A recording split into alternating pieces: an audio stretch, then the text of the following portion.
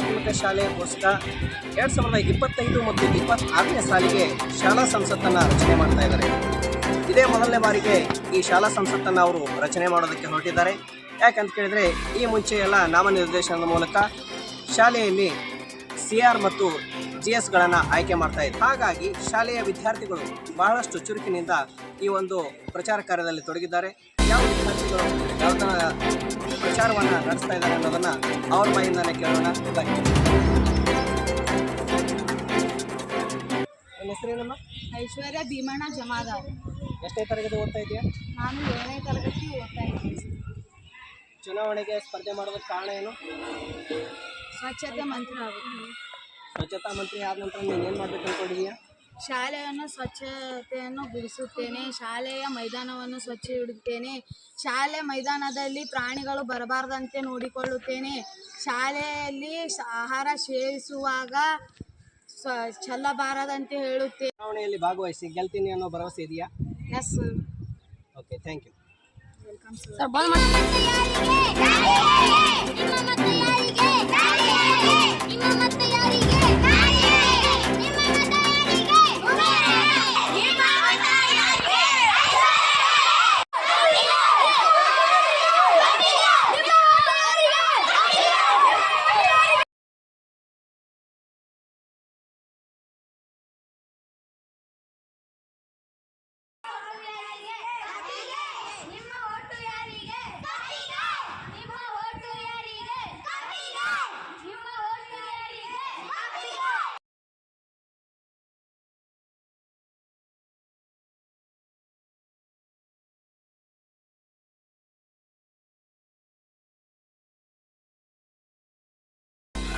ಸರ್ಕಾರಿ ಹಿರಿಯ ಪ್ರಾಥಮಿಕ ಶಾಲೆಯ ಪುಸ್ತಕ 2025-26ನೇ ಸಾಲಿಗೆ ಅಂದರೆ ಇದೇ ಮೊದಲ ಬಾರಿಗೆ ಒಂದು ಚುನಾವಣೆ ಮೂಲಕ ಶಾಲೆಯಲ್ಲಿ CR ಮತ್ತು GSಗಳನ್ನು ಆಯ್ಕೆ ಮಾಡುವಂಥ ಪ್ರೊಸೆಸ್ ಇದೇ ವರ್ಷದಿಂದ ಶುರುವಾಗಿದೆ.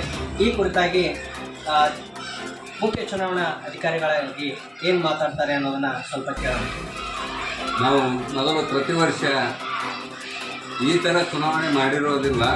ಯಾಕೆ ಆಯಾ ಕ್ಲಾಸ್ನಲ್ಲಿ ಮಕ್ಕಳಿಗೆ ಕೈ ಹೆಚ್ಚಿ ಯಾವ ಮಕ್ಕಳಿಗೆ ಜಾಸ್ತಿ ಕೈ ಎತ್ತರ ಅಂಥ ಮಕ್ಕಳನ್ನು ನಾವು GS ಅನ್ನೋದು ಮಾಡಿ ಅನ್ನೋದು ಇದು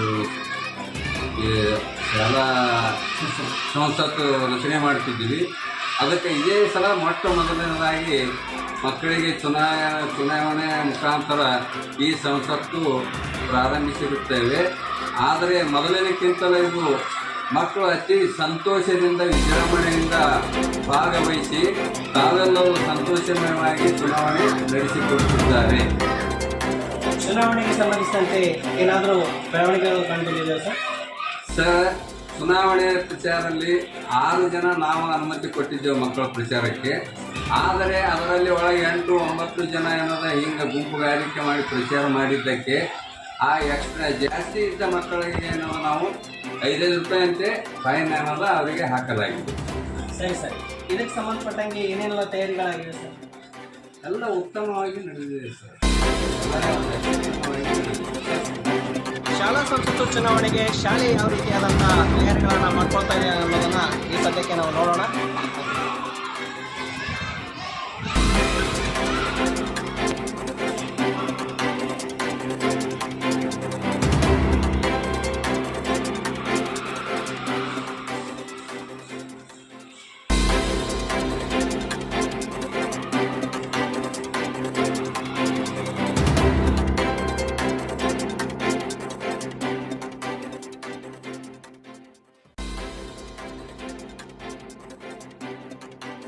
ನಂತರ ಸಿದ್ದು ಸರ್ ನಿಮ್ಮ ನಂಬರ್ನ ನೋಡಿ ಅವರು ಮಾರ್ಕ್ ಮಾಡ್ಕೊತಾರೆ. ಕೈ ಕಳಿಸಿ. ಅದಾದ ಕೊಡ್ಲಿಕ್ಕೆ ಸರ್ ನಿಮ್ಮ ಹೆಸರು ಬರ್ಕೊಂತಾರೆ.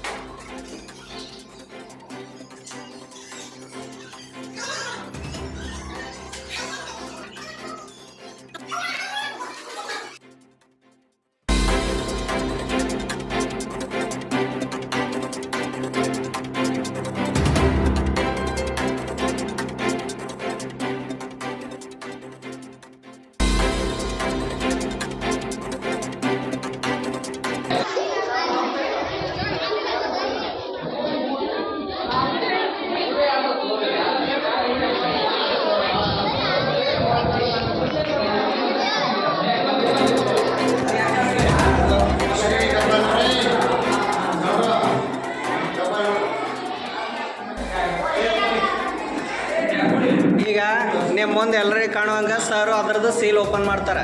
ಮೊದಲದು ಸೀಲ್ ಅದಿಲ್ಲ ನೋಡ್ರಿ ಸರ್, ತೋರಿಸ್ರಿ ಸರಿಯಾಗಿ.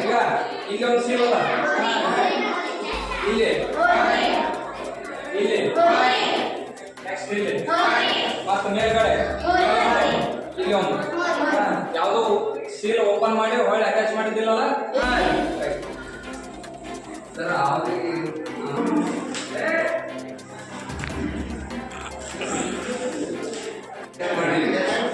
ನೀವು ಏಸ್ ಹಾಕಿದ್ರೆ ನಾಲ್ಕರದಾಗ ಈಗ ಒಂದು ಈಗ ಅವರು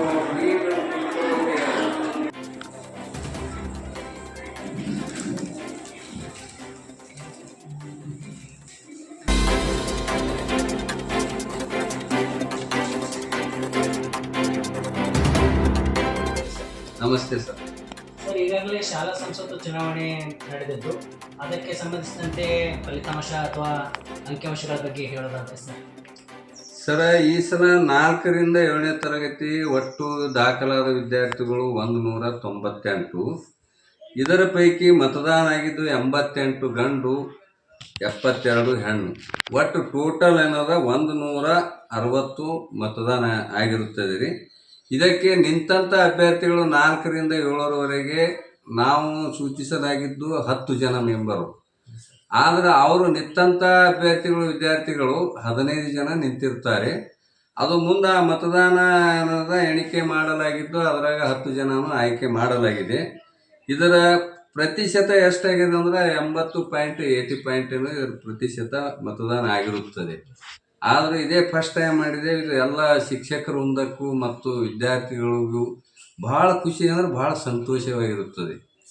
ಅದರ ಸಲುವಾಗಿ ಏನದ ಇದೇ ಥರ ಏನು ಮುಂದೆ ಕಂಟಿನ್ಯೂ ನಡೆಸ್ಕೊಂಡು ಹೋಗ್ಬೇಕಂತೇಳಿ ನಾವು ಎಲ್ಲ ಶಿಕ್ಷಕರು ವೃಂದದವರು ಅದನ್ನೇ ಮಾತಾಡಿದ್ದೇವೆ. ಆದರೆ ಏನದ ಈ ಸದ್ದು ಮಾಡಿದ್ದಂತೂ ಭಾಳ ಅತ್ಯುತ್ತಮವಾಗಿ ಮಕ್ಕಳು ಪ್ರೋತ್ಸಾಹದಿಂದ ಅವರೆಲ್ಲ ಪ್ರಚಾರ ಮಾಡೋದಾಗಲಿ ಅವ್ರೇನದ ಎಲ್ಲ ಆ್ಯಕ್ಟಿವಿಟಿ ಯಾವ ಥರ ತೋರಿಸ್ಯಾರ ಅಂತಿದ್ದು ನಮ್ಗೆ ಭಾಳ ಹೆಮ್ಮೆಯಾಗಿದೆ, ಭಾಳ ಸಂತೋಷವಾಗಿದೆ. ಅದಕ್ಕೆ ಇದೇ ಥರ ಮುಂದುವರಿಲಿ ಅಂತೇಳಿ ನಾವೆಲ್ಲ ಶಿಕ್ಷಕರು ವೃಂದದವರಿಗೆ ಕೇಳಿಕೊಳ್ಳುತ್ತೇನೆ. ಸರ್, ವಿದ್ಯಾರ್ಥಿಗಳಿಗೆ ಈಗಾಗಲೇ ಏನಾದರೂ ಖಾತೆ ಹಂಚಿಕೆ ಅಥವಾ ಪ್ರಮಾಣ ವಚನ ಏನಾದರೂ ಬೋಧನೆ ಮಾಡಿದ್ರೆ? ಸರ್, ಈಗಾಗಲೇ ಈಗ ಆಯ್ಕೆ ಪ್ರಕಾರ ಖಾತೆ ಹಂಚಿಕೆ ಅನ್ನೋದು ಕೊಡಲಾಗಿದೆ. ಆದರೆ ಏನದ ಪ್ರಮಾಣ ವಚನ ಏನದ ಆಗಸ್ಟ್ 15ಕ್ಕೆ ವಿದ್ಯಾರ್ಥಿಗಳ ಪಾಲಕರು ಅಥವಾ ಪೋಷಕರು ಮತ್ತು ನಮ್ಮ ಶಿಕ್ಷಕರ ವೃಂದ ಮತ್ತು ಎಲ್ಲ ವಿದ್ಯಾರ್ಥಿಗಳ ಮುಂದೆ ಅದೊಂದು ಆಗಸ್ಟ್ ಸ್ವಾತಂತ್ರ್ಯ ದಿನಾಚರಣೆ ದಿನ ಅದಕ್ಕೆ ಎಲ್ಲ ಪಬ್ಲಿಕ್ ಮುಂದೆ ಅವರಿಗೆ ಪ್ರಮಾಣ ವಚನ ಸ್ವೀಕರಿಸಬೇಕಂತ ಒಂದು ಎಲ್ಲ ಶಿಕ್ಷಕರು ನಾವು ಕೂಡಿಕೊಂಡು ನಿರ್ಧಾರ ತೆಗೆದುಕೊಳ್ಳಲಾಗಿದೆ. ಓಕೆ.